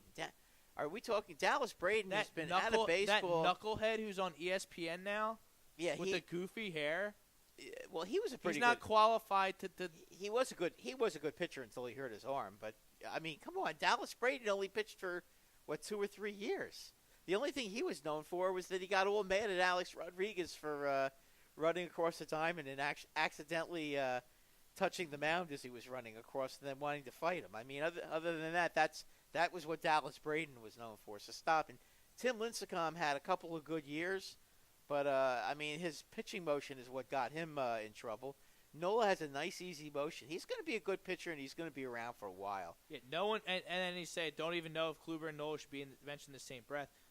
No one. I didn't say they're in. I said guys that are better than him. Maybe Kluber. I'm just mentioning guys that might be a little better than him right now. Kluber, but he's in the same. In the same. Kenta Maeda on the Dodgers is not better than Aaron Nola. Kenta Maeda is not good. What is he? Does he ever pitch more than 5 innings? Well, Sorry, dude. I had him in my on my fantasy team last year. That son of a gun never went more than 5 innings, and he was getting clobbered every time out. So don't give me anything about Kenta Maeda or that other Japanese guy that's on the Dodgers, because he stinks too, and I can't remember his name, but he was no good either. Who are you talking about? The other Japanese pitcher. They have 2 Japanese pitchers on that team on the Dodgers. Or Korean, I can't remember. There was one other guy who never went more than 5. Hyun-Jin Ryu? The Korean guy, yeah. There you go. Yeah. Okay, I'm sorry. He's Korean. Johnny on the spot. I don't mean that in any racist way. I didn't know if he's I forgot, okay? But, yeah, I mean, those two guys, come on. Don't even go there. He's way better than those guys, okay? I mean, he's basically – I mean, I would put him on the same level as Severino, Danny Duffy on the Royals. He's on that. He's better than Danny Duffy. Yeah, I think he might be. He might be. Danny Duffy is good. Let's not. I didn't say he wasn't. No, he's real good. I mean, I wish the Yankees could. Just because I say Aaron Nola is better than someone doesn't mean I think the player he's being compared to is bad. Aaron Nola is just better, and you know what? He'll prove it this year. I agree. I think he's fine. He's fine. Once every fifth day, the Phillies are going to have a rock star on the mound. They're going to have a very competitive, gritty, gutty start. I don't know. What's 20? What's 20% of 162? Oh gosh, not a lot. 32 starts. Yeah, 32. He'll get 32, 16. Which he won't get that many. He won't get 32 starts. He'll probably get like 28 or 29. So, you know, and I would think that if they're out of it in September, they may skip him a couple of times because they won't want to push the innings. But well, getting back, he needs a running partner on the mound. We got the big 4 that aren't signed yet. We got Moustakas as a position player, Arrieta, Cobb, and Lynn. Where are these guys going to go? What are they doing? Arrieta might retire. I don't know what. I mean, you're not taking 3 years. Oh, John wants to start. How does it feel that the Rangers are the Sixers in 2013? John, you probably saw my post about when they traded McDonough and JT Miller. I was completely bummed out by that. That was awful. But I will say this: as far as the Rangers go, I would rather they just bite the bullet now. They were right to do what they had to do. I mean, for them to just keep throwing crap at a dumpster fire so that they could make the playoffs and then get their brains beat in by either the Pittsburgh Penguins, the Washington Capitals, or the Tampa Bay Lightning in the first round, what is the point? There just is no point. They had their chance. I hate Matt. I'm sorry to get back to it. I hate Matt Klentak so much. Matt Klentak really is useless. I hate this guy. You know, and you know what though? You blame. I don't like this. Blame Comcast. Blame Comcast for not doing anything about it. I don't like this vibe. Ridiculous. I don't like this vibe with this manager either. I don't like this Kapler guy. He reminds me of Chip Kelly too much. Oh, you mean that he's trying to reinvent the wheel? Right. And I really don't care what his lineups look like he's portrayed.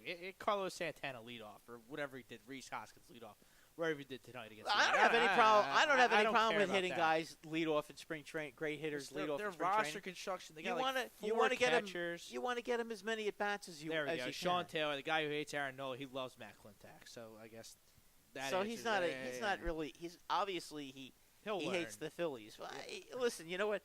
I'm not a fan of the Philadelphia sports scene either. But I give credit where credit is due. Nola's a good pitcher. He could pitch on my team anytime.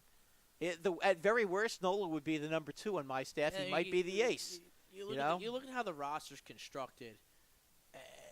It's just like they have like 9 bullpen guys. They don't have enough position players. I don't know what they're going to do with Kingery. I just don't get it. And I just don't get the plan here. see, your friend John is trolling me. I love how you tried to say the Rangers are better than the Rangers were before the year. Listen, they came out and they stunk it up in October. You did get really mad at John when we were at another venue when he said Yes. the Flyers were going to be better than the Rangers. Well, this year. at one point when the Rangers were healthy before the injuries came, and then they decided to blow up the team. The Rangers at one point were 8 points ahead of the Flyers. So at one point there, and the Rangers were in second place, and they were looking real good. In November and December, they looked good. As soon as Kreider went down with the blood clot, that was the end of the Rangers. And you know what? As far as they're concerned, they did the right thing. I would rather them just get it over with and get rid of all these guys and start again and have 7 first-round draft picks in 3 years, than be throwing crap in a dumpster fire, which is what they've been doing the last couple of years, quite honestly. Because they're not good enough to win the Cup. If you're not good enough to win the Cup and you're not a young team, move on.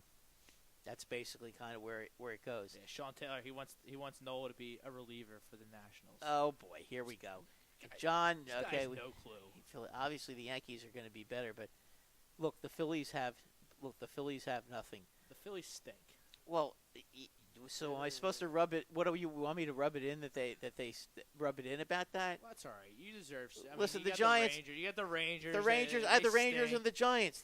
They both stink. And Porzingis the is on the Knicks. shelf with his The Knicks are going to ACL. stink for the next 2 years too. So I mean, it is what it is. We'll give you your summer. And we'll Sean, give you your summer months. Sean, by the way, if you're a Nationals fan, what are you talking about? The biggest choke team in baseball that spends all that money and then goes to the playoffs and spits it out every year. They don't even. I mean, my Yankees brought up their entire minor league system last year, and you know what? They could have kicked your butts all over the field if they played them in the playoffs. And what happened to you? Oh, out of the first round again. Yeah, I mean, with your payroll, which by the way is a lot higher than our payroll. So stop. Yeah, that's right. I'm a New York guy. but it's the Yankees. What's John saying? John's saying it's the Yankees. I don't know what he's trying to imply. John, last year the Yankees, at the beginning of the season, I think everybody was safe to say the Yankees were probably going to be a fourth-place team. I know Rob was mentioning it at the beginning of the season, and I agreed with him. I didn't think the Yankees were going to be that. I didn't think they were going to be good either. I was know very. Aaron Judge was going to be 52 home runs. Aaron Judge didn't make the team until the final day of spring training. They were going to have Hicks in right field. And I think that the problem was Joe Girardi was going to put Hicks in right field, except that the Yankee fans were screaming and they would have ran him out of town because they wanted Judge out there. He put Judge in right field. Yeah, he ran out of town anyway. Yeah, well, he got right. Yeah, well, that's because he was such a bonehead.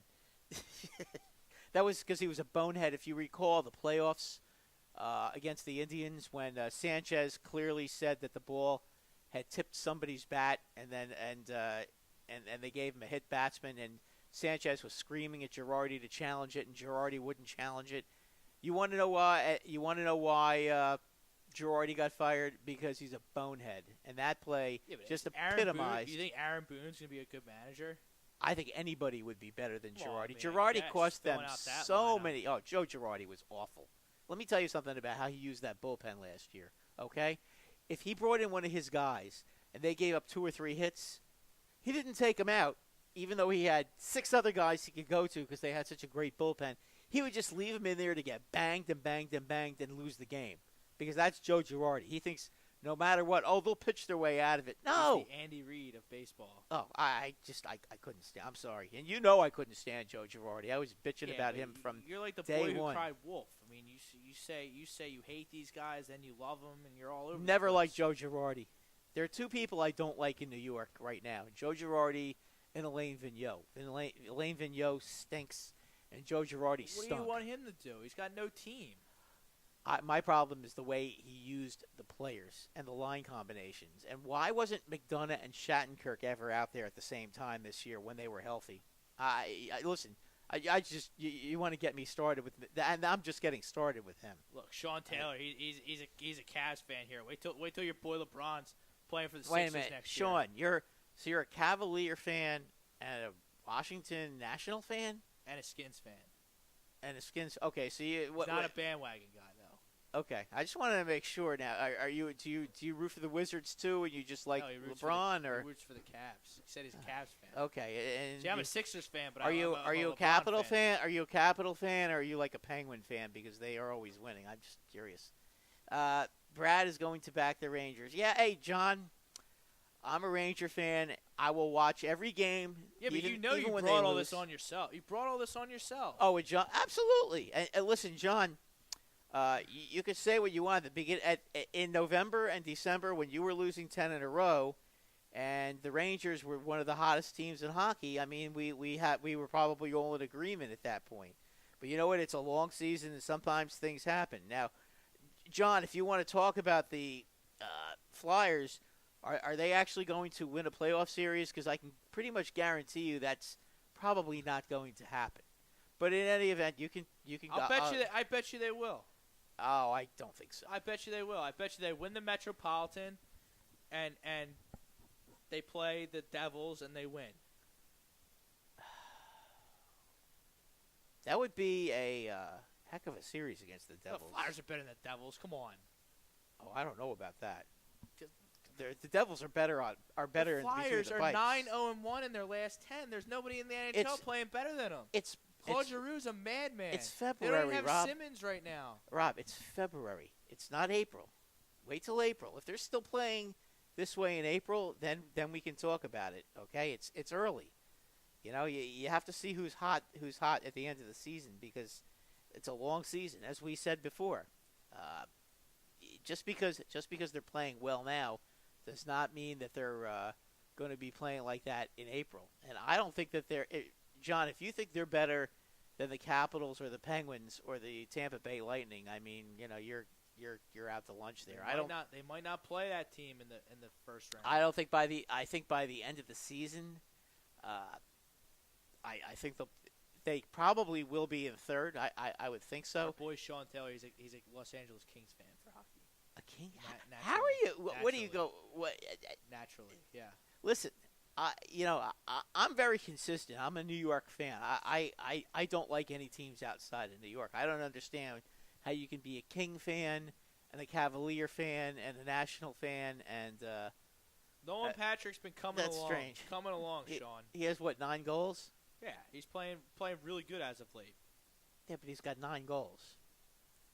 He's a rookie. Okay, but he's still the second pick in the draft.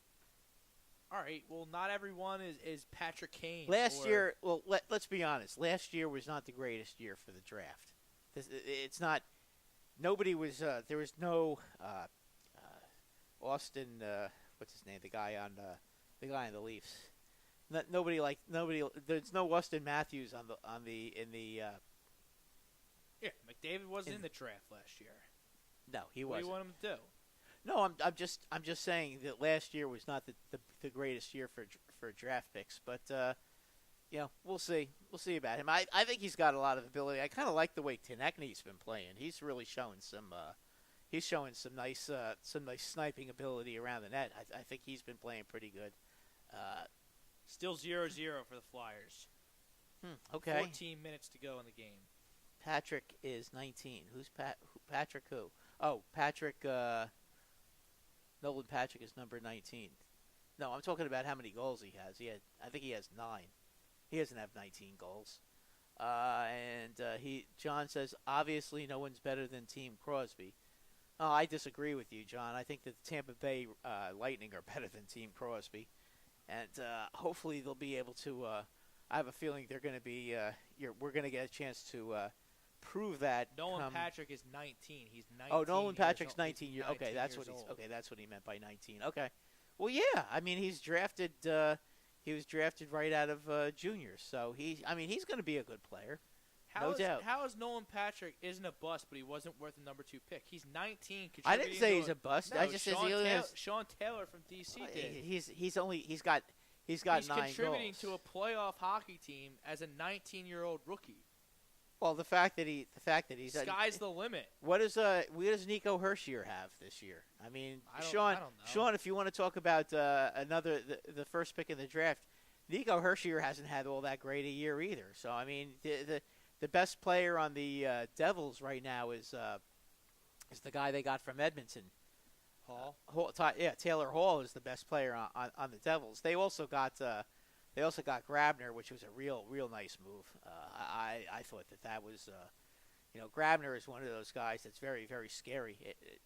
60 minutes a game, you got to be careful with him because when he's out there, with that speed, he can get a breakaway at any point. Now he may miss the net on half those breakaways, but he's always going to be out there with the potential of getting a breakaway. The Devils, I think, would be a very, very difficult. I think any team that you have to play in the Metro in the playoffs is a tough matchup. I mean, if you play Columbus, you're going to have to deal with Bobrovsky, and Bobrovsky has been very, very good. And they're going to be getting Cam Atkinson back soon. I mean, the Devils are obviously a very talented, good young team. Obviously, if you're going up the ladder, you're going to have to be facing Pittsburgh and Washington, who are very good, or you have to play Tampa Bay. And Boston is a good team too. I don't think Toronto is ready for prime time, and I think when the playoffs start, it looks like Boston is going to end up playing Tampa Bay. Not Tampa Bay. I'm sorry. They're going to be playing Toronto in the first round of the playoffs. I think Boston will mop the floor with them. And as far as the Flyers are concerned, I just don't think, not yet. I just don't think they're quite in the category yet to do that. But we'll see. I mean, obviously they have a fire's chance. Giroux is a real good player, and obviously he's recovered from hip surgery. You don't have Simmons yet, but you will get him back.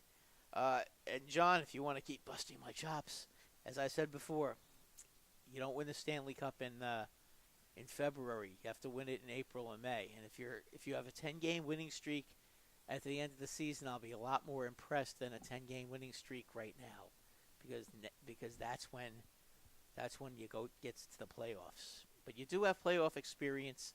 I will give you that. I don't know if I give you the edge again. I wouldn't give you the edge against the Blue Jackets. I might give you a slight edge against the Devils, but the Devils are pretty good too, and I think they've handled you guys pretty well this season, so it's not going to be easy for them. Based on some of the moves today, there were some very interesting moves. Still hockey. Yeah. Well, the Jets John got the best player, right? Well, Paul Stastny's not having a great year. I mean, technically, I think that Tampa Bay got the best player because I think Tampa Bay did the best with Miller and McDonough. I mean, those are two pretty good players. But we'll see. I mean, so who post trade deadline? Who's the favorite in the East and the favorite in the West? I still think that the Tampa Bay Lightning are the best team now. I didn't say that East before. Or overall? Overall, and the best team in the East. In the West, it's a little bit more tricky. Right now, I mean, I to be honest with you, if they can get out of the first round of the playoffs without too many playoff jitters, with the Winnipeg Jets are a real good team.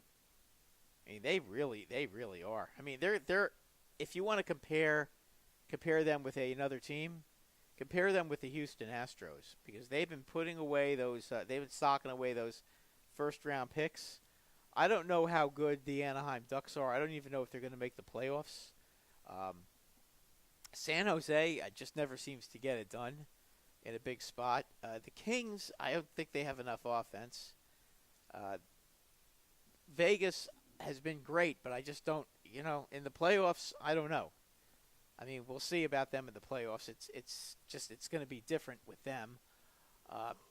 The only other team that I would really think about that would scare me, and this is a long shot team, okay, in the West, besides Nashville, is the Minnesota Wild. They've been playing real good hockey. They've got an outstanding goalie. Actually, now that I'm thinking about it, between those three, I guess probably the Predators out of the West. So you named every team in the West. Who's Okay. the favorite? The Predators. Yeah, Predators. I'm thinking Okay. about all these teams. I think I like the Predators. If you're putting a gun to my head about who I think would be in the West, the Western Finals, I would have to say the Predators. They've got the goaltending. They certainly have the defense. They went and they brought in Hartman from the Blackhawks. I could watch Peter Laviolette be mic'd up all day. They're going to be they're. I think they're going to be. That guy rocks. I think they're going to be in the finals. I think they're going to face Tampa Bay, and you're going to be hearing, Vasilevsky, you suck. It's all your fault. It's all your fault. It's all your fault. You're going to be hearing that chant in Nashville in the finals. I hope so. I hope Lavi wins it all. Could happen. That's a real good team. They're big and they're physical, and a little dirty, which to me is good in the playoffs because the other team better keep their heads up. But if you put a gun to my head right now, those would be the two teams right now. Vegas is the fave, according to John. No one can beat them at home. I mean, that's the proof's in the pudding there. Yes, but remember one Flyers thing. can. Remember one thing. So can the Islanders actually too. I think they took care of them at home too. Remember one thing though. I think a lot of the problems with Vegas, and Bob Krupp is going to be mad at telling me for saying this, but sorry, Bob. I think a lot of teams went into Vegas and they were too busy with outside entertainment and didn't come into these games focused. I think that was part of the problem. I think when the playoffs start, I don't think that these teams are going to be worrying about how quick they can get to the casino and get some action on some other things or doing other things that they shouldn't be doing in Vegas. I think that they're going to be focused, and I think that they will find a way to slow Vegas down. They have very, very good goaltending with Fleury, but again, I do think that they're going to be a team that's going to struggle in the playoffs. I could definitely see them going down in the first round in the playoffs. I really could. I mean, I know they've been great, and nobody can beat them at home. That's true, but you know what? They lose one game at home, and all of a sudden, it's a big problem. We'll see. I just think that the playoffs are different. I think that form in the West is going to be tough. I think the two best teams the three best teams right now are all from the Nashville Predators division with Nashville, Winnipeg, and the Wild. Really like the way the Wild are playing right now. I mean, they're doing everything right. They're looking like a real strong team. 13 days till Selection Sunday, Brad. Got about 10, 15 minutes to go, Frank? Something like that. That should be. Get a little bonus coverage tonight. Yeah, I mean, hopefully we can have somebody on next week to help us out with some inside information. We'll see if that happens. Brad, this is a weird year in college basketball. Despite another loss in the Big East, I still think Villanova is the best team in the country. I would like to see them once the playoffs start. I think it's hard to maintain your edge for a whole season. I mean, you're going to have off games. I mean, They had 4 losses. yeah, 3 but of them were on the road. what is it? What are they? 28-4? Yeah. Well, okay, 28-4 is pretty darn good. Going to be a 1 seed. Duke loses tonight to Virginia Tech. Duke has had a habit of losing to. Virginia Tech's a good squad. They're definitely a team I'm looking to see where they're going to get seeded on Selection Sunday as a possible Duke sleeper. has had a couple of losses that kind of make you scratch your head. I mean, St. John's is another one that they lost They to. lose at Virginia Tech tonight, 64-63. Well, as I said, it's hard to maintain that edge, especially on the road in college basketball every night. West Virginia up 10 on Texas Tech. Texas I was Tech's liking- good, but I was liking Texas Tech for a while, not so much anymore. they seem to have cooled down. Kansas is throttling Texas. Texas is a mess right now. Their starting point guard has leukemia. Their other guard, Eric Davis, was named in the FBI probe. Shaka Smart in Texas, they've told him to they're kind sit of down dumb. until it's all figured out. Sean Taylor says Duke Mo is the Bamba best team sat in the out country. tonight as well. So Sean thinks Duke is the best team in the country. They never disappoint in the tournament. They did last year. What is he talking They about? weren't real They good lost to last South year. Carolina in the second round. Yeah, they weren't real good last year. So I mean, it can. This is what It can happens. happen. I don't trust these the team full of one and dones when I'm filling out my bracket. Veterans win. Yeah, I mean, it's like Cincinnati. As good as Cincinnati's been, do you have any faith in them winning the first game of the NCAAs? They always seem to lose that first game because they can't score ever. I mean, they can never shoot foul shots. Virginia can't score. They can't shoot. That's true about their foul shooting. Well, Virginia can't shoot foul shots either. Man, I kind of would like to see some of these teams. Virginia. I'd like to see some of these top-rated teams. Virginia is so boring. Yeah, I'd like to see them hit some foul shots. I mean, can anybody hit a foul shot? Just seems to me Villanova doesn't seem to have that problem. No. Their They guys can never hit do, free 'cause throws. They're well coached. They always have veterans in the mix. They always have terrific guards. It's never their problem. Wisconsin- Villanova is the best team. Wisconsin made Villanova choke last season from Sean Taylor. Sean, I think Wisconsin last year was just better. They were a tough matchup for them last year. Villanova was first off, Wisconsin was severely misseeded last year. They were a 4 seed playing as an 8 seed. Villanova shouldn't have had to play them until at least the Sweet 16. They were also maybe in the Elite 8. They were also a really a big team, and they were a tough matchup. Team was a bad matchup, and they were misseeded. And that Villanova happens. That happens sometimes. I mean, Duke lost to South Carolina last year. Sometimes the matchup is not in your favor. I mean, there are some teams that don't match up well against other teams. It doesn't mean a team is not good. It's just that particular matchup was a bad matchup for them. Villanova is going to be in the Final Four. Make no mistake this year. Whether they win it, let's see who else is there. What about North Carolina? I mean, they won it all last year. I know that they've been a little up and down. I'm not in on North Carolina this year. I'm never in on North Carolina. Roy Williams just strikes me as just a weasel. Yeah, but they always seem to be a very tough, formidable team. Yeah, but Brad, I think this is going to be a year we're going to get like maybe some 6 or 7 seeds in the Final Four. I think it's going to get a little weird this year. It's a very wide open tournament. Look at teams like Nevada, who I mentioned a few What about weeks the ago. Zags? I mean, they could be a factor. Yeah, we'll see. I mean, Arizona, I'm counting them out altogether. They always seem to lose. They're another one that disappoints. They're a mess this year. Who knows what's going on with Sean Miller? He's all over wiretaps. Michigan State is very inconsistent. Michigan State, they were struggling. Michigan's Wisconsin, who stinks on Sunday. Albeit was on the road. Michigan's been inconsistent too. Michigan's a good team. They've been inconsistent as well, though. I mean, it's tough to say. There's no real dominant. You don't have one of those 32-1 teams this year, like we've seen in years past. No. Kentucky is nowhere near the presence they've been in the past. Kentucky needs to get some of these kids to stay. They need to develop camaraderie and a program and a culture, because they're not getting all the big time recruits, the top recruits, the top one and dones that are going to do something. They're all going to Duke these days. Yeah, well, and what about Louisville?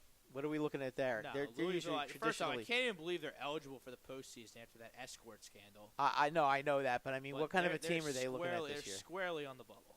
Okay, so they probably aren't going to be much of a threat. The Florida teams look like they're not as good as they've been in the past. I'll tell you, if the Gators, Oklahoma and Oklahoma really stinks. They stink. Yeah, they have stink. one good player. They peaked.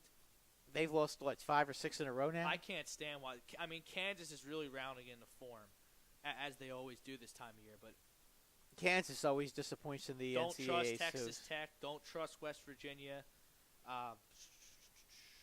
Who else do we got in the mix there? Oklahoma. Don't trust them. Texas. Is Oklahoma even going to make it to the NCAAs? How many? Joe Lenardi has them as an 8 seed. Right Wow, now. they've lost We'll a lot see. of games now. That was updated this morning too, so that's Oklahoma pretty much up to State. date. Oklahoma State Oklahoma isn't the State, same they're team not, they've they're been not anything. in the past. I mean, No. TCU. Jamie Dixon seems to never get it done in the tournament. Even in his days at Pitt, he had some really good teams at Pitt that came. What up about short. Purdue? I mean, are they for real?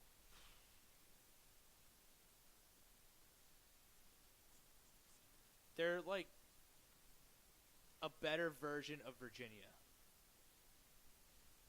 Well, On their best day, can they beat Villanova? I don't think so, and I believe Villanova has a win at hand over Purdue in the non-conference schedule.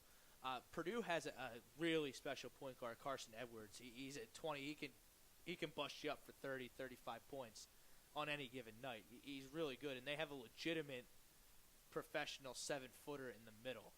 So whether they can get the guys to fill in around them, but the Big Ten's not battle-tested this year. The Big Ten stinks, and the Big 12 stinks. I don't trust any of those teams. The Pac-12 stinks, too. Oh, the ACC seems to be, as usual, very strong league, right? The ACC is very strong. I think the Big East is very strong. But I mean, the Pac-12, I mean, Joe Lenardi has 3 teams in from the Pac-12 in his latest bracketology. I mean, he has I think that's pretty generous to have USC in his last 4 in. They had to send one of their best guards home because of the FBI probe. So they're not going to have him going forward. Bob seems to think that Nova relies a lot on their shooting, and if they get cold, they can be had. I would say this, Bob. Any team that gets cold shooting could be beaten. So, does Villanova have the inside game when the shots aren't dropping from 3-point range to stay competitive? I mean, do they have enough of an inside game to do that? Because no, that's key. Maybe it depends who they're playing. It depends who's on the other side. Gotcha. Because they have Amari Spellman. He's a redshirt freshman, 6'8", legitimate college big man. He can board, but if he's got to play. I mean, we saw a team last year. If he's got to play Duke's big men and Nova's not hitting their shots, yeah, we Nova's saw a team last year who probably. was not a great shooting team, North Carolina, who just basically relied on their big men to score, and it seemed like they were getting a lot of shots from in close, and they found a way to win. It was a big man year because Gonzaga was the same way. Yeah, I mean that seemed to be the same. Now, can Gonzaga be a factor this year? I think that they're one of the better teams on the other side of the Mississippi. Seems like out west though, It's not. The Pac-12's terrible. Yeah, the Pac-12. Yeah, I mean UCLA is not good. USC is okay. USC. If I had to pick now, I mean, I wouldn't have USC in there. Arizona State will probably make it because they started red hot. I mean, they were a top 5 team for much of the beginning of the season. They were just on fire, and they have a great coach in Bobby Hurley, who we were talking about earlier about great college players who didn't really do anything in the pros. And, he wants to know. UCLA's not. They're not going to make the tournament. Okay, we got some questions from Sean Taylor here about he's surprised Auburn isn't ranked, and he wants to know what happened to Syracuse. Auburn is ranked. Auburn's been a top 10 team pretty much the whole year. Okay, well there you I have think they were there you have that. I think they're 12th now in today's AP poll because they lost yesterday at home to Florida, which is far from a bad loss. I love this Auburn team. This Auburn team, Bruce Pearl, say what you want about him off the court. with his violations. He had some problems with Tennessee, some problems elsewhere. But he's a great coach. He really gets his kids to put out for him. And they have some guys who are really athletic and they can really score. I really like Auburn. I guess if you want to call a 3 seed on Joe Lenardi's bracketology as of today, a dark horse to make it the Final Four, that's another one. And then I've been talking about Nevada for weeks. Nevada out west. Yeah, you've been mentioning. I think they're fantastic. You have been mentioning that. Yeah. What about Cuse? Cuse, they're not going to make the tournament. They're just not good enough. They got to get more recruits. They got to get better players.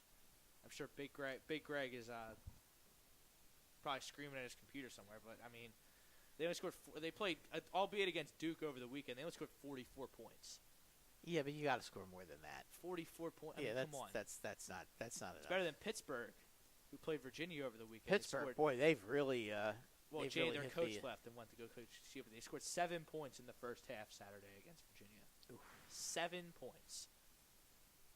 7 points. That is not good. And the bubble is really weak this year. It's going to be a fun tournament. I mean, so the local teams, the Big Five. The local teams, obviously Nova. Temple kind of played their way out. They had their chances. Temple has to win. Temple has to win that tournament, and that's going to be almost impossible. Yeah, because they got Houston, who's coming on strong. They scored 109 points over the weekend. Houston is good, and Wichita State is good. Wichita State is good. Cincinnati is good. Yeah, I mean, and they're not going to take more than 3 teams out of that. Penn State was league. Kicking around the bubble, but they got smoked by Nebraska. They got smoked by Nebraska last night, and that's not a good look. Penn was doing well in the Ivy League. Then they lost a game to Harvard. Well, Harvard's in first place right now, but they have a tournament this year, right? So if Penn gets in the top 4 of the Ivy League, they'll be able to play in the tournament and hopefully earn their way in. We've had Phil Martelli on our show before. It's just not happening for St. Joe's these days. He's got to get some recruits in there and develop them. Not in the Big Five, though. Drexel made history this week, overcoming a 34-point deficit against Delaware. Yeah, that's NCAA Division I record, Brad. 34 points. 34-point deficit. That's amazing, because when you think about a team not quitting when they're down that many points, wow. I mean, 34 points. Usually, most teams most teams throw the white flag up when it hits about 20 to 25. 34 is that's unbelievable. I can't remember a pro team even coming back from a lead like that. I remember the Celtics played the Nets in the playoffs one year. It was the Eastern Conference. They were down by 27 and they won. When they had Paul Pierce and Anton Walker, and the Nets had Jason Kidd. That's the biggest basketball comeback I remember witnessing. I seem to remember the Knicks blowing a 28-point lead. I think it was against the Celtics a long time when Bird was playing. They were ahead of them by 28. I guess it happens. But 34 points, my God. 34 points. I mean, jeez. I mean, it's not like they had Larry Bird shooting threes for him either. That's unbelievable. That really is unbelievable. All right, Frank's giving us a signal. That'll do it for this edition of Sports Bounce. We'll be back next Monday, 8 to 10. See you next Monday.